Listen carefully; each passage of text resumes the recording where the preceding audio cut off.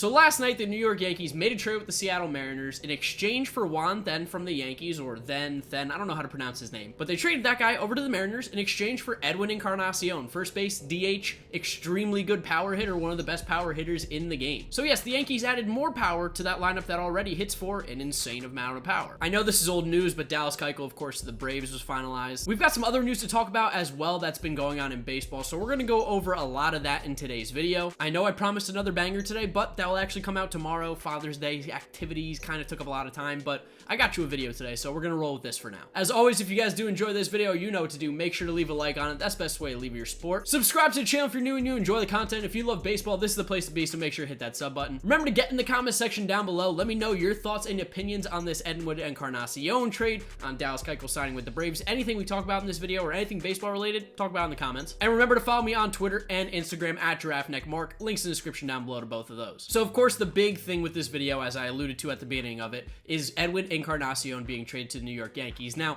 what they gave up, not important. Juan Then, again, I'm just gonna call him Juan for the rest of this video, but they traded that prospect Juan to the Mariners, who they actually got from the Mariners a few years ago, but clearly the Mariners want this guy back. So they traded a prospect who, let's be honest, is gonna have no impact on the Yankees for the next couple of seasons, and they're looking to win right now. If they don't win the 2019 World Series, it's a failure of a season. They are trying to win the World Series every single year. That's their main goal. Juan Then is not going to be the guy that helps them do that. Now, the question is Edwin Encarnacion going to help them win the World Series? And in my personal opinion, I think it may not be the right move, but I think it definitely makes them a better team. You're getting Edwin Encarnacion, who on the Mariners in a very tough hitting ballpark was going off this year, having some insane power numbers. Now, yes, the numbers around the league in the power department are up, regardless of where you play, regardless of who you are. I mean, Ketel Marte, I think, hit his 20th home run of the season, and nobody prior to this year would say he's a power hitter. But it doesn't matter, because Edwin Encarnacion is a power hitter. His numbers play in any ballpark, and in Yankee Stadium, which, of course, as we know, is a bit of a bandbox. You've got the short corners out in left and right, specifically in right field. Edwin Encarnacion is going to have a lot of success hitting in that ballpark. Pretty much everyone who goes there does. But for a really good hitter like Edwin Encarnacion, he's going to be pumped to be playing all his home games for the rest of the year in Yankee Stadium. I mean, who wouldn't be, especially if you can hit for some power? Now, I said that Encarnacion was going off in 2019, and his numbers are really good. I'm going to go over them real quick with you here, just so you know exactly what the Yankees are getting from the offensive standpoint.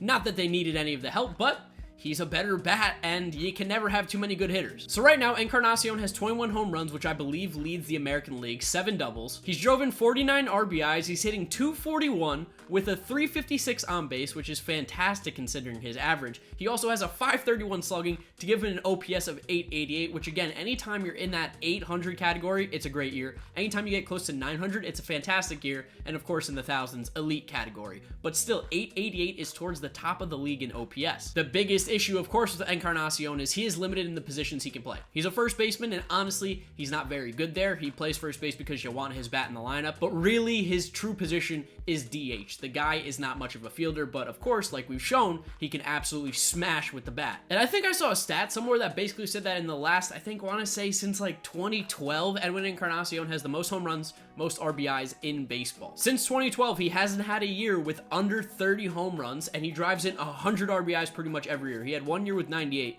but he still hit 34 home runs. He still went off. He gets back in the American League East, which is very familiar with considering he played with the Blue Jays for all those years, so he gets to play Boston again. He gets to play Toronto, Baltimore, all these teams that he's familiar with. And at the end of the day, like I said, I don't necessarily think this is the exact move the Yankees need to make. It's not like you're going, man, you know what they need? Another right-handed power bat that can only play first or DH, because that's pretty much what you have with Luke Voit over at first base right now, which that's another conversation we'll talk about. They definitely need to make some pitching moves, and they need to get a little more depth. But adding Edwin Encarnacion for almost nothing is not a problem. In fact, it makes their team that much better. Their offense is now even more dangerous. You have a guy like him in the lineup. I mean, 1-9.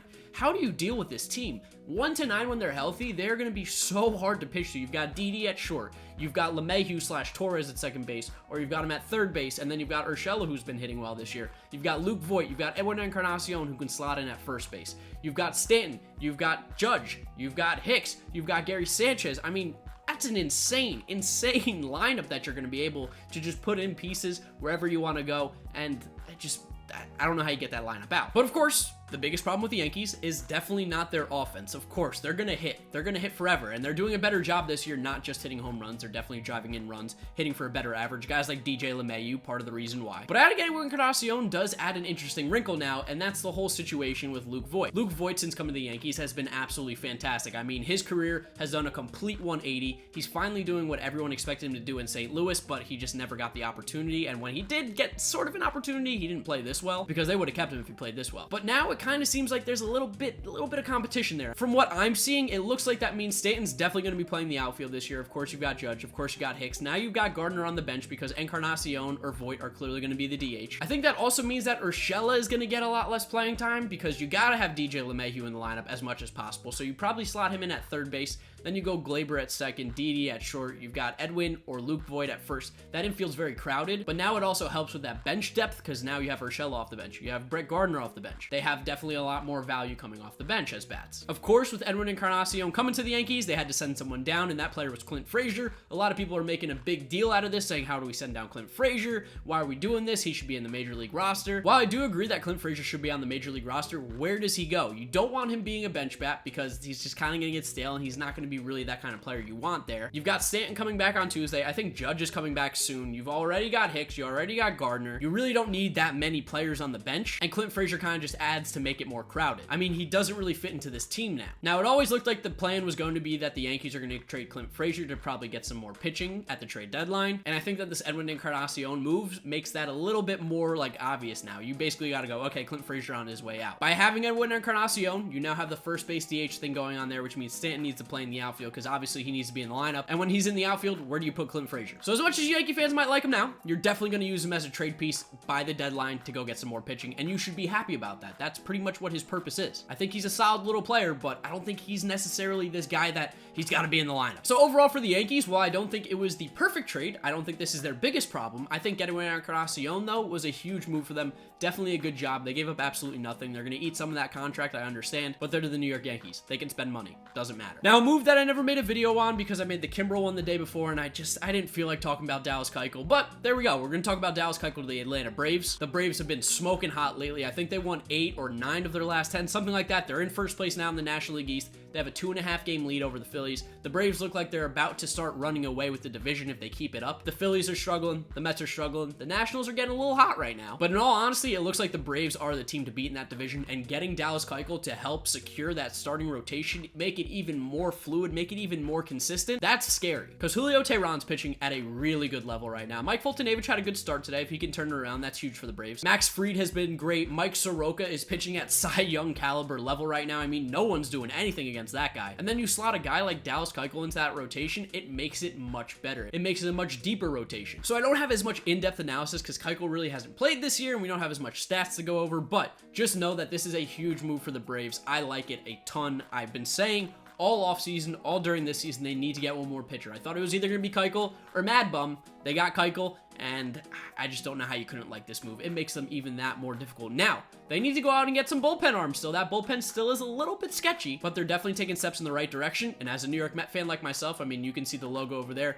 I'm definitely scared. That's the team that I'm scared of the most right now in the National League East, and it's the Braves. But luckily, there's like 100 games left in the season, so there's still a lot of time, but the Braves look like they're going to take the division right now. Some other news to talk about, we had Chris Paddock getting sent down to Single A, which is a little bit shocking, but you have to understand that Chris Paddock has had Tommy John surgery, and I don't think that he's pitched more than 100 innings at a professional level since the Tommy John surgery, so I think the Padres are kind of, I don't want to say babying him, but they're definitely monitoring his innings. They sent him down basically to say 10 days, you get away from here, you're not pitching at all, he's not going to pitch in Single A, they're going to pretty much rest him because they don't want to get too many innings on his arm. And by sending him down, yes, you use an option, all that kind of stuff, but you get to bring up another guy so that your pitching staff doesn't take a hit here on the 10 days that he's not going to be pitching. Of course, the Mets continue to do what the Mets do, and that's just blow games in the bullpen. I mean, they had a 4-game series against the Cardinals, and they had a legitimate chance to get a 4-game sweep here. They blew game 1. They blew game 2. Game 3 they won, but they tried their hardest to blow that one as well. And then game 4 today, it was tied going 3-3 into the 8th inning. And then Mickey Callaway brings in Chris Flexen, who has an 11.12 ERA prior to today's game for his career. He's not typically a reliever. He doesn't pitch in high leverage situations. And Mickey throws him out there in the 8th, and he gives up the home run to the honest to God best Mets killer I've ever seen, Paul DeJong. oh my god, he destroys us. He's better than Chase Utley, Chipper Jones, Pat Burrell, better than they ever were. He's incredible against the Mets. He would be the best player of all time if he only played against the Mets for his entire career. But the Mets are definitely being frustrating to me right now. It's just... my goodness, they need to turn around quickly. And I think that's pretty much going to wrap up today's video. Just a quick little update on some of the news that's been going on in baseball. A lot of people wanted me to talk about the Encarnacion trade, so that's why I made this video today. Back on the grind, we'll have more videos out the rest of the week, so make sure you stick around for those. Remember, leave a like on this video if you did enjoy it. Subscribe to the channel if you're new and you enjoy the content. And of course, get in the comment section below. Become involved with the channel. Let me know your thoughts and opinions on what we talked about today. Thank you guys so much for watching. You know the drill from here. YouTube recommends you watch this video as well as this is my most recent upload, so click through those if you have not yet seen them. Thank you all for watching, and I'll see you next time. Bye.